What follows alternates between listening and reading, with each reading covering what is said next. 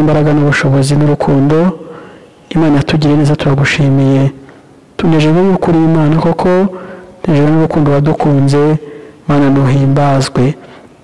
Tugize umugisha wo kuba imbere yawe, ngwino natwe dushyigikire ku bw'ijambo ryawe, udushyigikire kuko umurimo wawe, kandi umurimo wawe niwe mugari cyane waguke, kugira ngo abantu barusheho kumenya iby'ubwami bwawe, kandi barusheho kumenya yuko nubwo turi hano mu isi ari iby'igihe gitoya, ariko tuzagira ikindi gihe tuzaba ibyishimo n'umunezero, ubwo tuzaba turi kwishimira ko waducunguye, ukadufata ukatuvana mu isi y'imibabaro, ukatujyana iwacu mu ijuru, aho dutegereje yuko uzava wowe Mukiza. Ndagushimira ngo nubane natwe tugire neza, kandi Kebuka Iburyo TV uyagure, uyikomeze, kugira ngo irusheho kwamamaza ubwami bwawe kuko uri Imana. Urakoze icyo n'ubutware kuri mugana bupfuka bibona ibyawe none n'iteka ryose. Amen. Guhaye ikaze wowe ugize amahirwe n'umugisha kuboneka kuri Kebuka Iburyo TV. Imana ikwiteho, Imana ikurebe neza, Imana ikurengere, kandi Imana y'amahoro ikwiteho cyane, ikurengere cyane, ikwegere cyane kurusha imyenda wambaye, ibe muri wowe imbere, kugira ngo igukomeze kuko ari Imana y'amahoro. Nanjye ni Mbarwabukeye Mugisha Jean de Dieu, ndakwifuriza gukomezwa n'Imana, kandi ndakubwira ngo niba utameze neza ihangane ukomere, kuko nyuma y'ubuzima hari ubundi buzima. Uyu munsi ni wowe waba uri kurira, ariko ejo ushobora kuba ari wowe uri guseka. Uyu munsi nanone kandi umenye ko ushobora kuba uri guseka, ari wowe ejo warira. Ariko ntabwo ndikwifurije, ahubwo nkwifurije kubana n'Imana no kugendana nayo no gukomezwa nayo. Tugeze muri wa mwanya mwiza wo kumva ijambo ry'Imana, kugira ngo twamaze ubwami bw'yaduhamagaye, kandi dukomerezeho gushyigikira ubwami bw'Imana, kandi turwanire ishyaka Imana, tuvuga ngo ese hari ubundi bwami, se hari irindi shyanga rifite Imana asibye Imana yonyine twiringiye, niyo Mana ishoboye kandi nayo Mana ikomeye. Imana nihimbazwe. Tunejejwe nuko kandi Imana ikitwitayeho kugeza aya masaha, kugeza aya magingo. Imana y'amahoro iracyatwitayeho, kandi Imana y'amahoro iracyagendana natwe. Nawe kandi ndakwifurije kugira ngo ikugirire neza. Mfite intego y'ijambo ry'Imana rero nkuzaniye uyu mwanya, kugira ngo umuntu wese uri bwumve yumve yuko Imana imwitayeho kandi ngomba kumushyigikira. Iri jambo rifite umutwe cyangwa se intego ivuga ngo ubusuhuke, cyangwa se ubwimukira, cyangwa se abantu bari mu bunyage, abantu batari iwabo, abantu bashobora kuba bari ahantu batanezerwe, ariko byose hamwe bihuza yuko bavuga ngo ubusuhuke. Mu busuhuke rero ni ahantu wasuhukiye, ni ahantu uri atari iwanyu, ubizi neza ko atari iwanyu, kandi ni ahantu uzi ko uri byanze bikunze uteganya kuzajya iwanyu. Uzahaba mu gihe runaka ba nyiraho bashaka kuhaba, ndetse uzanabaho mu buzima bo ubwabo bifuza kubamo, ariko wowe uzabane nabo witeguye yuko hari ubundi buzima uzabamo, kugira ngo urusheho kubana n'Imana y'amahoro no kugendana nayo no gukomezwa nayo no gufashwa nayo, kuko byanze bikunze aho mvuga wasuhukiye ni ahangaha kuri ino si, kuko aha ku isi ntabwo ari iwacu, ahubwo turabasuhuke, ndetse turi n'abimukira, ndetse turi n'abashyitsi, nk'uko ijambo ry'Imana ribitubwira. Reka dufatanye gusoma ijambo ry'Imana dusanga mu rwandiko rwa mbere rwa Petero, cyangwa se mu rwandiko Pawulo yandikiye Petero. Ubwo urategwa no kubisoma, ariko ni urwa mbere rwa Petero, igice cyaho cya 2, turasoma umurongo waho wa 11, dufatanya gusoma ijambo ry'Imana, kandi Imana y'amahoro itwiteho cyane. Haranditse amagambo agira ati: bakundwa, ndabahugura ubwo muri abasuhuke n'abimukira, kugira ngo mwirinde irari ry'umubiri ry'uburyo bwinshi rirwanya ubugingo, Imana iturengere. Bakundwa, ndabahugura ubwo muri abasuhuke n'abimukira, kugira ngo mwirinde irari ry'umubiri ry'uburyo bwinshi rirwanya ubugingo, Imana iturengere. Iyi ni ibaruwa cyangwa se mu rwandiko Pawulo yandikiye Petero, amubwira aya magambo. Aramubwira ati: rero Petero, nawe ubwira abandi bagenzi bawe, abandi bantu b'Imana, iri jambo. Nuko Petero aravuga ati: mwebwe rero bakundwa, ndabahugura. Ndakubwiza ukuri, ijambo bita ngo ndahugura cyangwa se guhugura, muri no minsi biragoye kugira ngo n'umuntu uhugura abandi, ariko se arabahugura we ari hehe? Arabahugura iki se, ko nawe afite isoni zo kuba yagira ikintu avuga. Izo rero ni umugambi wa Satani waje kugira ngo abantu badahugura abandi, ariko ubwo turi abashyitsi tukaba n'abasuhuke n'abimukira hano ku isi, mu isi si iwacu ahubwo iwacu ni mu ijuru. Igihe cyose rero uri iw'abandi, igihe cyose ucumbitse, igihe cyose uri mu busuhuke cyangwa se uri mu bunyage, byanze bikunze hari ibintu bibiri ugomba kubaho uko wabigenza kose. Icya mbere ni uko uba uzi neza yuko aho wasuhukiye bagomba kuba baguha amabwiriza n'amategeko. Icya kabiri ni uko uba utigenga mu gihe cyose wasuhukiye ahantu. Ntabwo ufite ubwenegihugu, nta n'uburenganzira ufite, niyo wabona bagushutse yuko ubufite baba ari ukugira ngo nawe ubone amahoro y'akanya gatoya, ariko ntabwo biba bigukwiriye, kuko aho ngaho uri umushyitsi, uri n'umusuhuke, uri umwimukira, ntabwo ari kuri gakondo y'iwanyu. Iyo rero uri tari iwanyu witwara nk'abo abantu baho bari, ariko ntumere nkabo. Witwara nk'abantu baho ariko ntumere nkabo. Reka mbisubiremo, ushobora kwitwara nk'abantu bo mu gihugu wasuhukiyemo ariko ntumere nkabo.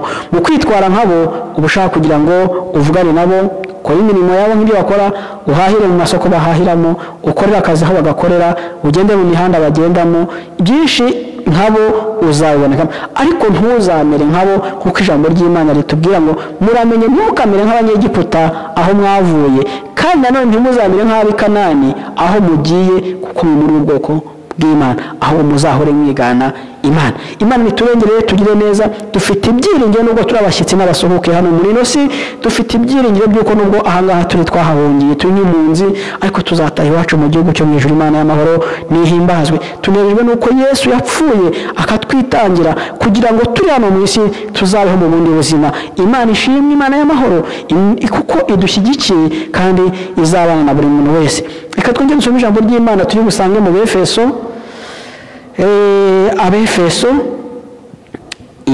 Abefeso igice cya kabiri,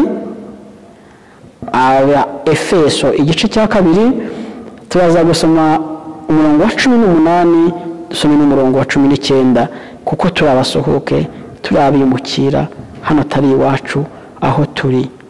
Haranditse ngo umurongo wa 18 ngo kuko ari we uduhesha uko turi amaharakubiri kwegera Data wa twese turi mu mwuka umwe. 19 nuko ntimukiri abashyitsi n'abasuhuke, ahubwo muri ubwoko bumwe n'abera, ndetse muri abo mu nzu y'Imana.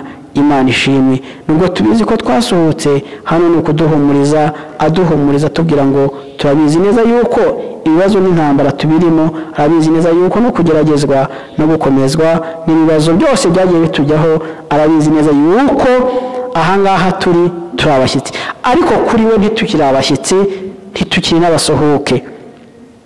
Kuri Kristo, muri bene wacu, mu bakijijwe by'ukuri, mu bana b'Imana ba nyabo, ntabwo turi abashyitsi, ntituri n'abasuhuke, ahubwo turi abana b'Imana. Imana nihimbazwe. Nejejwe no kugira ngo musangize inkuru ikubwira yuko nubwo mu mibabaro yacu turimo hano kuri isi, kuko kubabazwa kwacu kw'igihwayihwayi ari uko kwanya gato, ariko niko konyine kuturemera ibyiza tuzabamo. Haleluya. Niho honyine tuzabona umunezero, ubwo tuzaba tuvuye mu gihugu cy'ubusuhuke aho twasuhukiye, ubwo tuzaba tuvuye muri izi ntambara duhora turwana nazo, ahubwo tugeze mu gihe cyo kubana n'Imana. Iyo umuntu avuye ahantu yari yasuhukiye, tugeragerageje nk'uko umuntu yaba yaragiye guhaha mu mahanga cyangwa se ahandi hantu ari mu kazi, abizi neza yuko ahari atari iwabo, aba afite ibintu bibiri yigengesera, kandi agomba kwiyitaho, ko azi neza yuko nubwo yagendana nabo, yabana nabo, atagomba kumera nkabo.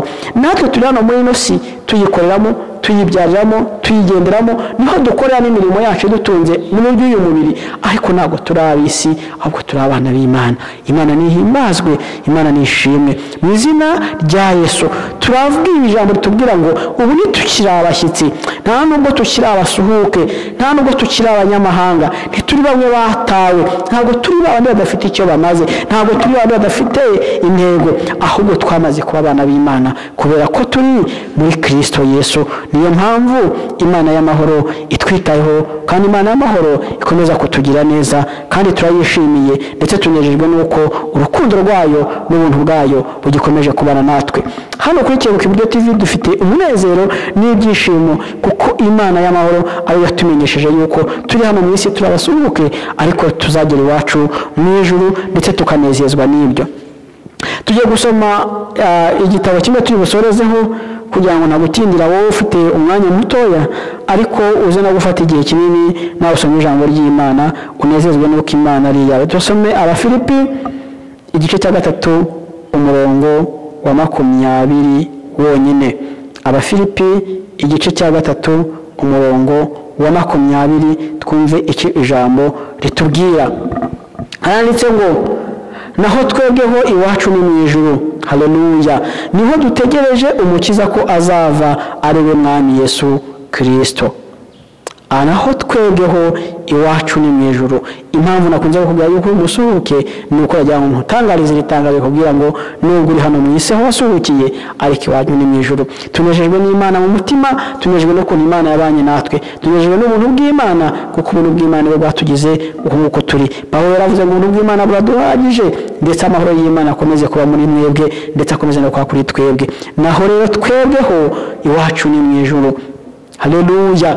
Iwacu kuko ari mu ijuru aho twasohokiye niyo mpamvu badufata uko bashaka, aho twasohokiye batwita amazina bashaka, aho twasohokiye badufata uko bishakiye kuko barabizi neza yuko tutari ababo. Niyo mpamvu badupyinagaza, niyo mpamvu batuhohotera, niyo mpamvu baturenganya. Ariko ijambo ry'Imana ryarambwiye ngo hahirwa wowe utukwa uhohoterwa uzira ijambo ry'Imana n'ubutumwa bwiza. Ese muri no minsi urabizi ko umusuhuke cyangwa nawe wamaze kwiyandikisha gufata ubwene gihugu isi? Nta nubwo bazaguha kuko n'ubundi barabizi ko byanze bikunze n'ubundi bahereye kera kose utari umwana wa hano. Imana nishimye kandi Imana itugiriye neza. Tunejejwe n'Imana kuri no mugoroba kuri aya masaha mu gihe mwumviye iri jambo ry'Imana, haba ari mu gitondo, haba ari nijoro, haba ari ku mugoroba. Nezezwa nuko Imana ikumenyesheje ko wowe iwanya ni mu ijuru. Niba ufite gahunda yo gukizwa neza kandi ufite gahunda yo kujya mu ijuru, nagira ngo utangarize ngo iyi Mana ubwo yapangaga gahunda yo kugira ngo iduhe Yesu kwari kugira ngo umuntu wese anezezwe no kubana nayo. Imana yaturemeye kugira ngo tuzayinezeze, tuyiheshe icyubahiro kandi tuzimana ingoma na Kristo, ngo Kristo yaramaze kwemera gupfa urupfu rw'agashinyaguro kugira ngo jyewe nawe tubone ubugingo. Imana rero nihimbazwe, Imana nishimira ibyo ngibyo byose kuko Imana y'urukundo ari itureba neza kandi ari itwitayeho ndetse kandi ari nayo izaturengera. Buri muntu wese afite byinshi byo kuvuga, afite byinshi bimukomaga ku mutima, ariko iyo najya nkumenyeshe kuri uyu munsi, najya nkubwire ngo mbese wari ubizi neza ko ahangaha uri hano kuri ino si, aha duhahira, aha tuba turwara, aha tuba dupfusha, aha tuba tugira ibibazo, aha tuba duhura n'intambara, aha gatari iwacu turabasuhuke naho iwacu ni hehe? Ni mu ijuru. Ndagira ngo wifuze rero gukora nk'umuntu uzataha mu ijuru, ube muri ino si nk'umuntu yicumbitsemo, ahubwo we kwigana abaho, we kumera nk'abaho kuko ijambo ry'Imana ntabwo ritwemerera, ahubwo ijambo ry'Imana ritwemera yuko turabasuhuke ahubwo iwacu ni mu ijuru aho dutegereje umukiza akazagira gute? Azava. Ibyiringiro dufite nuko Kristo ubwo azahamagara itorero natwe tuzumva amazina yacu tukitaba. Ese nawe ibyo byiringiro urabifite? Ese nawe urabizi neza ko uri umusuhuke uzi ko hasi cyangwa wamaze kwiyakira baba batigenza abahangaha nzahatura, nzahahahira, nzahakorera byose niho iwacu? Ariko nagira ngo utangarize ngo nimba waramenye Kristo, ukamenya ubwami bw'Imana, ukamenya neza y'Imana twiringiye, nagira ngo utangarize itangazo ngo twe turi abashyitsi, turabimukira, turabasuhuke iwacu ni mu ijuru. Nicyo kintu nagira ngo nkwifurize, nimba wari warabyibagiwe nagira ngo wongere yuko aha turabasuhuke. Iyo uri mu nzu y'umuntu uyikodesha, igihe cyose uba ugomba kugendera ku mabwiriza ya nyir'inzu. Iyo uri mu gihugu cy'abantu zikatari ikiwanyu, ugomba kugendera ku mabwiriza y'igihugu, ariko ntabwo ugomba kuba nk'umunyagihugu kuko uzi neza yuko ahatari iwanyu.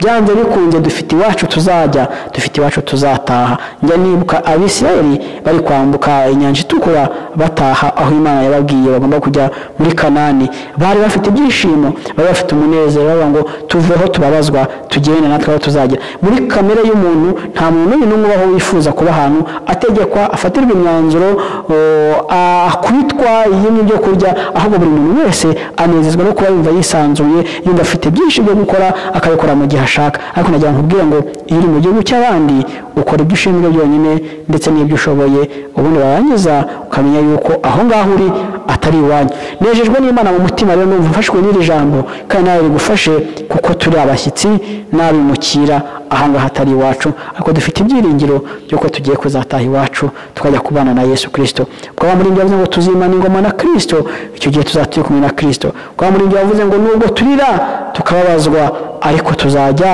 aho tutazongera kurira. Kwa muri ibyo yaririmbye ngo duhora twibaza uko ejo tuzaba tumeze, uko tuzaba turirimba, uko tuzaba se dukubitwa, uko tuzaba se twabuze ibyo kurya, ariko icyo tuzi kuruta ikindi ni uko tuzaba turi kumwe n'imbere y'Imana dufite amahoro. Ndagushimira rero ubonye umwanya n'amahirwe yo kumva ijambo ry'Imana. Ni kuri Kebuke Buryo TV rero, kandi nawe usangize bene so iki cyigisho kugira ngo nabo bamenye yuko Imana ibitayeho kandi bareba neza. Reka nsengane namwe kugira ngo turusheho gufata umwanzuro wo kuzimana ingoma na Kristo.